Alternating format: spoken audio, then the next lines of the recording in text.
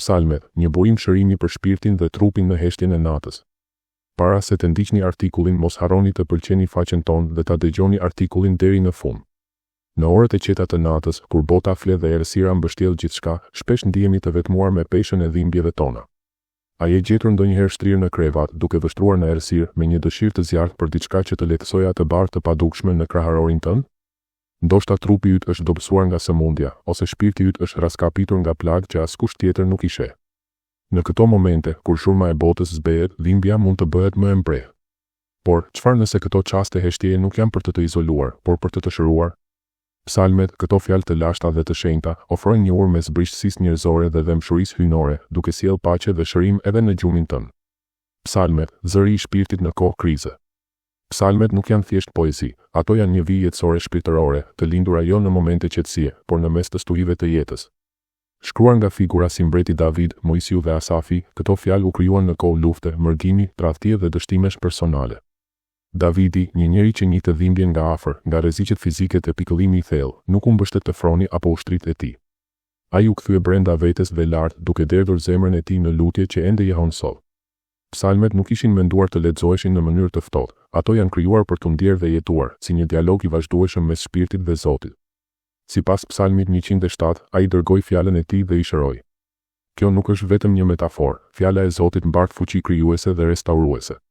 Ashtu si zëri që krijoi universin, ajo sjell shërim për ata që besojnë. Psalmi 6, me britmën e tij të dëshpëruar, ki mëshirë për mua, o Zot, sepse jam i dobët, shërom, sepse kockat e mia janë të trazuara, na tregon se shërimi nuk vjen nga elokuenca, por nga dëmshuria e Zotit. Këto fjalë të papërpunuara na ftojnë të jemi të ndershëm përpara Zotit, duke i besuar vuajtjet tona në duart e tij. Shërimi në heshtje dhe pushim. Në një botë të mbushur me zhurmë dhe nxitim, psalmet na therasin drejt qetësisë. Ato na kujtojnë se shërimi nuk është gjithmonë një proces aktiv, me mjek, ilaçe apo lutje të zëshme. Sipas Psalmit 127, ai u jep gjumë atyre që do. Në mendimin e Zotit, pushimi është një dhuratë hyjnore, një hapësirë ku ndodh rikthimi fizik, emocional dhe shpirtëror. Kur meditojmë mbi psalmet para gjumit, ne akordojmë shpirtin ton me ritmin e Zotit. Psalmi 91 na siguron, nuk do të kesh frikë nga tmerret e natës, asnjë e keqe nuk do të godas. Kur fle me këto fjalë në zemër, ti nuk je vetëm, je i rrethuar nga premtime të lashta që janë më të forta se koha. Gjumi në Bibël është më shumë se rikuperim, është një akt dorëzimi dhe besimi. Kur pushojmë, ne lëmë mënjan kontrollin dhe i besojmë veten Zotit. Psalmet të medituara para gjumit e kthejnë në ndërgjegjen tonë në një tokë të shenjtë. Ndërsa trupi ngadalsohet, shpirti mbetet i lidhur me të vërtetën.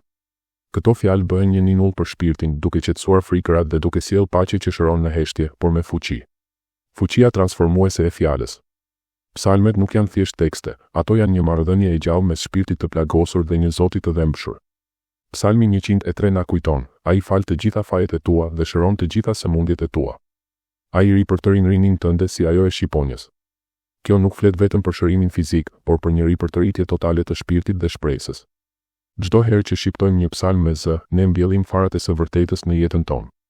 Me kalimin e kohës, këto fara rriten, formsojnë mendimet tona, qetësojnë frikërat dhe rikthejnë forcën tonë të brendshme. Psalmi 40 e njështon një dimension tjetër, Zoti e mbështet atë në shtratin e tij të dhimbjes. Shërimi nuk do të thotë gjithmonë heqja e vuajtjes, por prania e Zotit mes saj. Kjo afërsi është vetë një formë shërimi, një forcë që na mban edhe kur stuhja vazhdon. Psalmet na takojnë aty ku jemi të lodhur, të dyshuar, të brish dhe na ftojnë të jemi të sinqertë, jo të përsosur. Si të përqafosh psalmet për shërim. Të bësh psalmet pjesë të jetës tënde nuk është një ritual, është një ftesë për të ndërtuar një lidhje më të thellë me Zotin. Provo të krijosh një zakon të thjeshtë, çdo natë, para se të flesh, lexo një psalm. Psalmi 91 mund të jetë një mburoj kundër frikërave të natës, ndërsa Psalmi 42 mund të mbushëllojë një shpirt të dërmuar. Thuaj këto fjalë me zë ose në heshtje dhe lëri të depërtojnë në zemrën tënde. Me kalimin e kohës do të vëresh se mendja jote qetësohet, frikërat zbehen dhe një paqe e re fillon të rrënjoset. Në një botë ku shpërqendrimet dhe ankthi dominojnë, psalmet na kthejnë te qetësia. Ato na ndihmojnë të shohim stuhitë e jetës me sy të rinj, duke na kujtuar se ka një strehë mes tyre. Kur i meditojmë natën, ne nuk po ikim nga realiteti, po ankorojmë veten në diçka më të vërtetë se ajo që shohim. Një ftesë për shërim dhe shpresë. Ndërsa nata bie dhe sytë e tu rëndohen, jepi vetes një moment. Hape Biblën dhe lër psalmet të flasin mbi ty, jo si poezi, por si lutje, jo si histori, por si shërim.